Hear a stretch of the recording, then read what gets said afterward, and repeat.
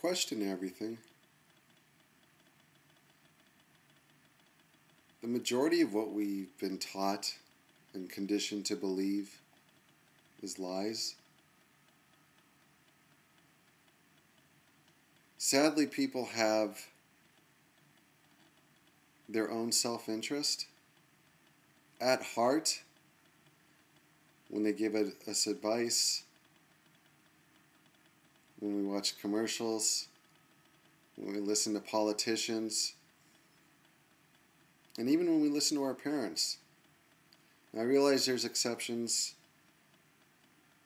in all situations, but in general, buyer beware. And we're often more cautious about being aware when we buy material, physical things than what we allow to influence our spirit, what we take in through our eyes, what we listen to our ears, and the beat that which we generally march our lives to. And most often that rhythm, someone else is playing the drums. And we don't even know it. The greatest scam perpetrated on Western civilization is the illusion that we're free. And the system of slavery today is so much more efficient and precise and invisible. Slavery of old is archaic, inefficient, and blatant morally reprehensible. Today, we think we're free. And this is the danger. I don't think I'm free. I don't live under the false illusion that somebody else is going to look out for my freedom or is going to look out for my best interest. And that's why going within and really connecting with your spirit and letting that guide the course of your life is so important. Because without that, if you're a sailboat, there are so many other people that want to control the udder and direct the destination of your life. And to me, this is slavery. See, slavery today is genius. The system has enslaved millions and millions of people who all think they're free. So we go about our lives, we go through school, go to college, do everything the system tells us to do to get a good job and become financially stable, get a house, a mortgage, cars, 2.5 children, the dog, and before you know it, we're buried and the system owns us because we can't break free because we're so financially and physically trapped. And we accept this as normal. Just as today we accept as normal that women, the ideal position for giving birth is women lying on their back. This was unheard of 150 years ago. I mean, it's a very inefficient position. You want gravity working for you, not against you. And the position of women lying on their back was for the benefit of the doctor, not for the patient. And that's the way our society and culture and system is set up. It's not to benefit you. It's to benefit the matrix, the overall system that keeps us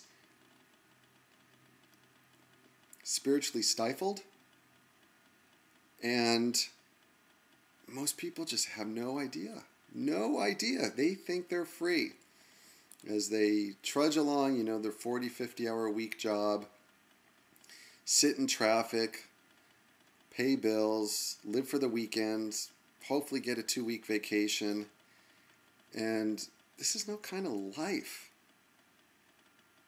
And this is part of the reason of the breakdown of the American family. I think external forces are so, it's like a vice, so suffocating and constraining and trapping and squeezing external pressures that people are maxed out, man. People are just barely have enough energy to keep their head above water.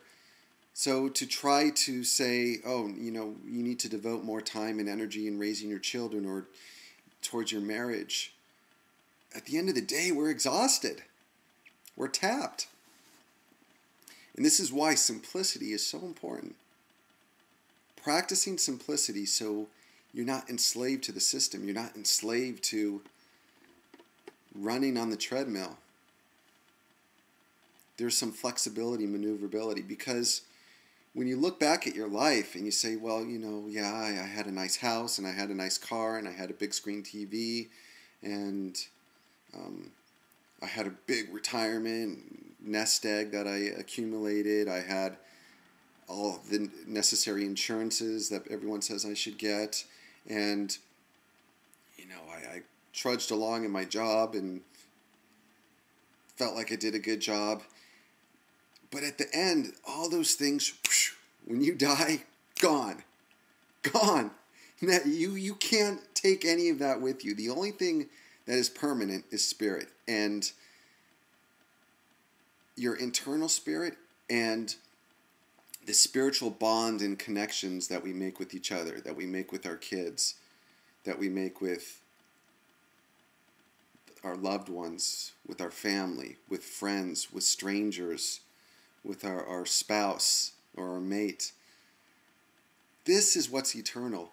But we've been just swept up in this tidal wave of conformity that we don't even second guess that, wait a second, maybe it's not ideal for women to lay on their backs to give birth. There was a book that I read a long time ago, and it talked about this guy who had this really nice cottage along the beach, and he used to go and walk along the beach and sit along the porch and look at this spectacular view of the ocean, and it was a real meditative, peaceful place for him. And one day they erected this huge, I think it was a telephone wire or some electrical pole that obstructed his view.